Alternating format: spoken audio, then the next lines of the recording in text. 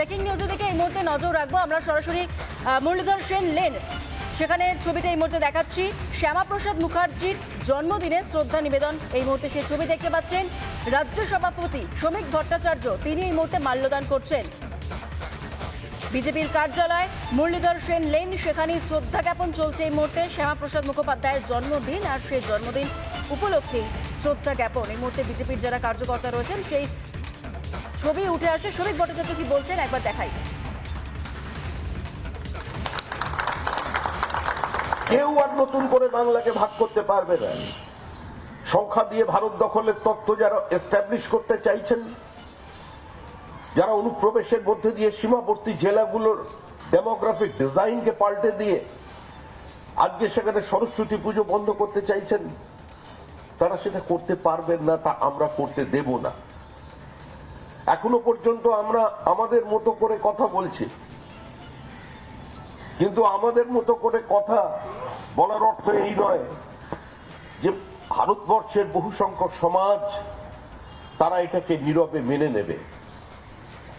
গান্ধীজি 42 সালে তার হরিজন পত্রিকায় লিখেছিলেন যে বিপুল সংখ্যক মুসলমান এবং তাদের সেলফ ডিটারমিনেশনের দাবি থেকে তাদের সরিয়ে আনার মতো কোনো অহিংস পথ আমার জানা নেই। এটা আমার কথা নয়, এটা আমাদের বইতে লেখা নেই, এটা গান্ধীজির হরিজন পত্রিকায় তিনি বলছেন আমার অন্য কোনো পথ জানা নেই। যদি আরেকটি বহু সংখ্যক সমাজ তার বিরুদ্ধে রুখে না দাঁড়ায় তাহলে কিন্তু বিভাজন অবশ্যম্ভাবী।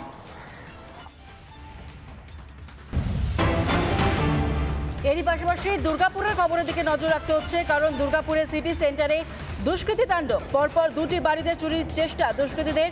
রিপাবলিকের হাতে এসছে সিসিটিভি ফুটেজ এই মুহূর্তে। সেই সময়ের সিসিটিভি ফুটেজ আপনারা দেখতে পাচ্ছেন। সিসিটিভি দেখে দুষ্কৃতীদের খোঁজ শুরু করেছে পুলিশ। পুলিশি টহল বাড়ানোর দাবি এই মুহূর্তে। সেই সিসিটিভি ফুটেজ দেখুন, যে সময় চুরি হয় পরপর দুটো বাড়িতে চুরির চেষ্টা দুষ্কৃতীদের।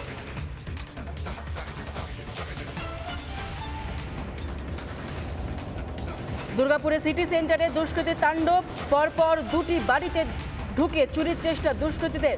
রিপাবলিকের হাতে এসে পৌঁছেছে সিসিটিভি ফুটেজ এই মুহূর্তে। সেই ছবি আপনারা দেখতে পাচ্ছেন। কি বলছেন স্থানীয় মানুষজন শোনাই আপনাদের।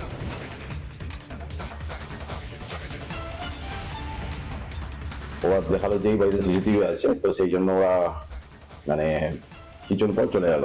যা দেখলাম 3 জন ছিল, মুখ মানে রুমাল দিয়ে ঢাকা। পুলিশের ছিল? পুলিশ না, অপরাধে পুলিশ না। সে তো যা দেখলাম আমাদের এখানে কিছু চুরি হয়নি, কিন্তু এই নয় যে এখান থেকে বেরিয়ে যে চুরি হবে না তারও কোনো গ্যারান্টি নেই।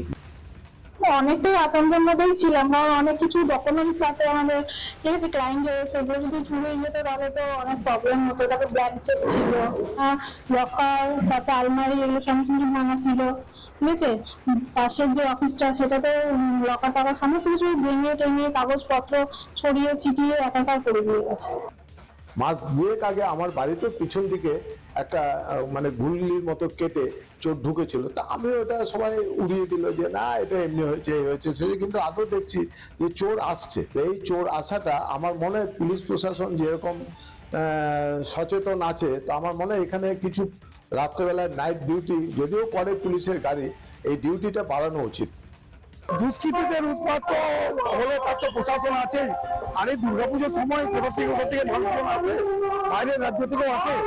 আমরা পুলিশকে বলেছি এবং পুলিশ তার পিছনে লেগে আছে, উপযুক্ত ব্যবস্থা নেওয়া হবে, কোনো অসুবিধা হবে না।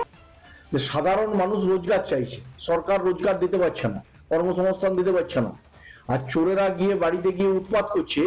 আর এখানকার তৃণমূল কংগ্রেসের স্থানীয় ব্লক সভাপতি বলছেন যে দুর্গাপুজো আসছে বলে চুরি হচ্ছে। মানে কোন লেভেলে তৃণমূল কংগ্রেস নেমেছে এটাই তার প্রমাণ। যে দুর্গাপুজো আসছে মানে তাহলে কি চোরেরা বোনাসের জন্য বাড়ি বাড়ি যাচ্ছে, অস্ত্র নিয়ে দাঁড়ালো, এটাই বলতে চাইছেন তৃণমূলের ব্লক সভাপতি।